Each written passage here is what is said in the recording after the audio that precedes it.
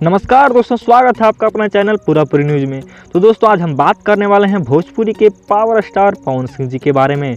तो दोस्तों वीडियो के अंत तक बने रहिए। तो चलिए दोस्तों वीडियो को शुरू करते हैं। तो दोस्तों आप लोग को बता दूं कि पवन सिंह जी का छठ सॉन्ग ना आने का एक ही रीज़न है, कोरोना वायरस। हाँ जी दोस्तों, कोरोना वायरस की वजह से पवन सिंह जी अपने गाँव में थे और लॉकडाउन की वजह से वो मुंबई नहीं आ पाए थे। इसके बाद दोस्तों जब तक लॉकडाउन ख़त्म हुआ तब तक नवरात्रि भी नज़दीक आ गई थी।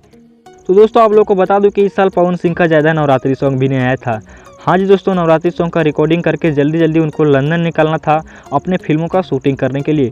तो दोस्तों आप लोग को बता दूं कि ज़्यादा टाइम नहीं मिलने की वजह से पवन सिंह का इस साल छठ गीत नहीं आ रहा है।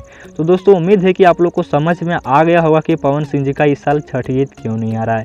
तो दोस्तों आज के लिए इतना ही, मिलते हैं अगली वीडियो में। तब तक के लिए धन्यवाद। और अगर हमारे चैनल को सब्सक्राइब नहीं किए हैं तो सब्सक्राइब कर लीजिए और बेल आइकन को भी दबा दीजिए ताकि आपको इसी तरह की खबर सबसे पहले मिले। धन्यवाद।